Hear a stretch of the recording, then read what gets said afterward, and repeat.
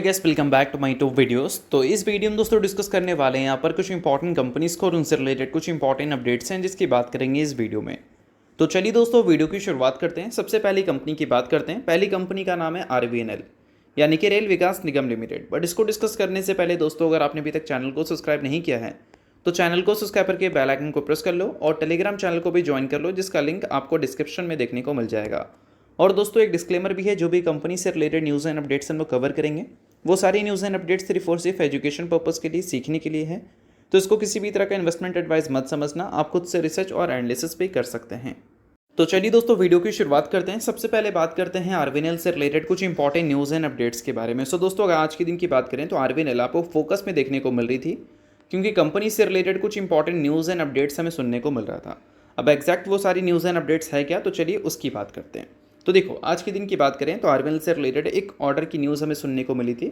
Order के size की बात करें तो 145.35 करोड़ का ये ऑर्डर है।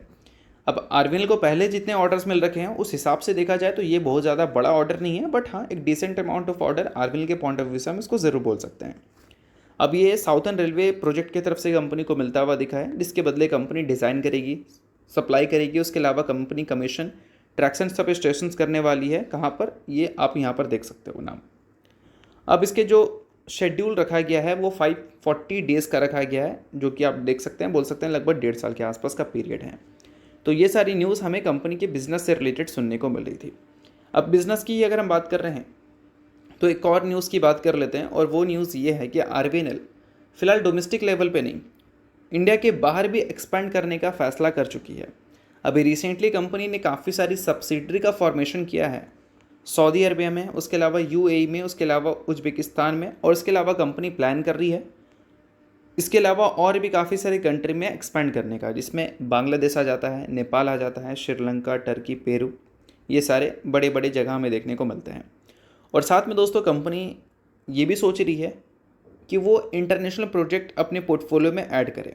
अभी के टाइम पे कंपनी का जो टोटल पोर्टफोलियो है उसका 5% ही इंटरनेशनल प्रोजेक्ट है, बाकी का जो 95% है वो डोमेस्टिक लेवल का ही देखने को मिलता है।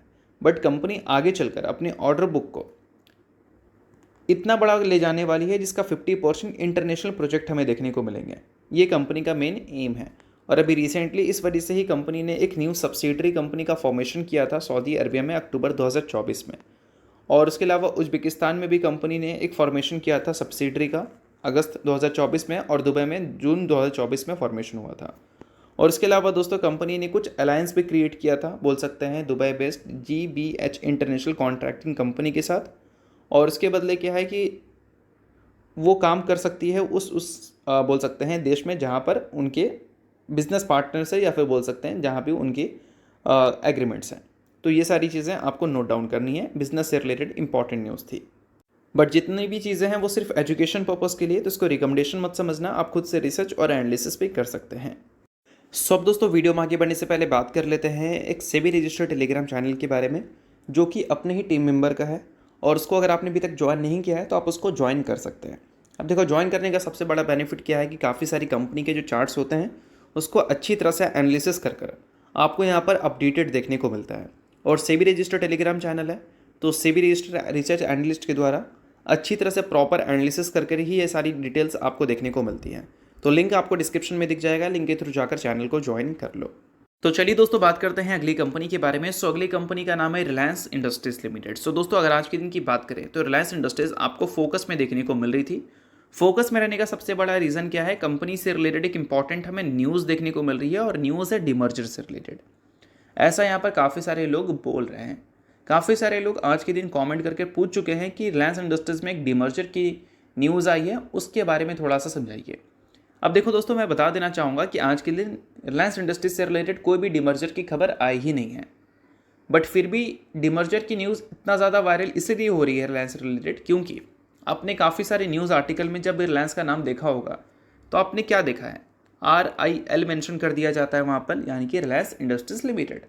और ये जो शॉर्ट फॉर्म है यही आज के दिन काफ़ी सारे लोग देखकर कंफ्यूज हो गए हैं कि रिलायंस इंडस्ट्रीज में डीमर्जर हो रही है। अब देखो दोस्तों इस चीज़ को थोड़ा सा मैं डिटेल में समझा देता हूँ। तो देखो एक कंपनी है रेफेक्स ग्रीन मोबिलिटी, जो कि बोल सकते हैं एक इंडिपेंडेंट लिस्टिंग एंटिटी बनना चाहती है अपने पेरेंट कंपनी से अलग होकर। और इसके लिए कंपनी ने एक बोर्ड ऑफ डायरेक्टर का मीटिंग भी शेड्यूल कर रखा था और मीटिंग में बोर्ड ने कंपनी को स्कीम ऑफ रिस्ट्रक्चर के लिए अप्रूवल दे दिया है। और यहाँ पर मेंशन है कि इनका जो ग्रीन मोबिलिटी बिजनेस है उसको ये अलग करेंगे, उसको एक सेपरेट एंटिटी बनाएंगे। और यहाँ पर एक कंपनी का नाम मेंशन किया गया है, रेफेक्स इंडस्ट्रीज लिमिटेड।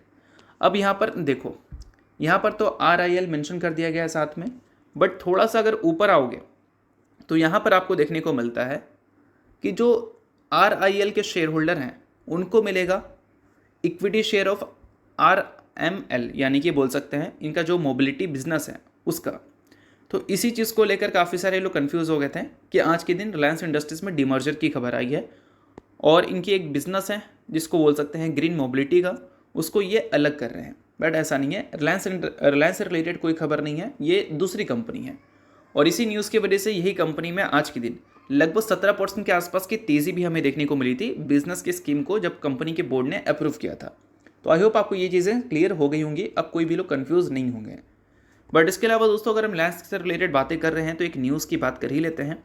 न्यूज़ फिलहाल यहाँ पर यह है कि रिलायंस की एक सब्सिडरी है जिसका नाम रिलायंस कंज्यूमर आप बोल सकते हो, उसने इन्वेस्ट करने का फैसला किया है 768 करोड़ रुपए, जो कि बोल सकते हैं आंध्र प्रदेश में है।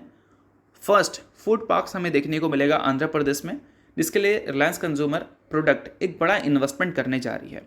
तो ओवरऑल बोल सकते हैं कि ये एक अच्छी न्यूज़ हम बोल सकते हैं बिजनेस से रिलेटेड अगर हम बात करें तो। बाकी अगर आप शेयर होल्डर हैं तो इस चीज़ को ध्यान में रख सकते हो, शेयर होल्डर नहीं हो तो आप इग्नोर भी कर सकते हो। तो चलिए इसके अलावा बात करते हैं अगली कंपनी के बारे में, इसका नाम है दोस्तों विप्रो लिमिटेड। सो दोस्तों आज के दिन विप्रो और बाकी की जो टेक कंपनीज है वो सभी काफ़ी ज़्यादा फोकस में थी। फोकस में रहने का सिंपल सा रीज़न है भाई, एक न्यूज़ हमें देखने को मिल रहा था लगातार IT सेक्टर से रिलेटेड, और वो न्यूज़ किस चीज़ का था, H1B वीज़ा को लेकर था। बट इसको डिस्कस करने से पहले अगर आपने अभी तक मेरे टेलीग्राम चैनल को ज्वाइन नहीं किया है तो ज्वाइन आप कर लो। सेबी रजिस्टर्ड टेलीग्राम चैनल है, लिंक आपको डिस्क्रिप्शन में दिख जाएगा। किसी भी तरह का डाउट्स इंक्वायरीज मार्केट से रिलेटेड रहती है तो वो आप वहाँ आकर क्लियर कर सकते हैं।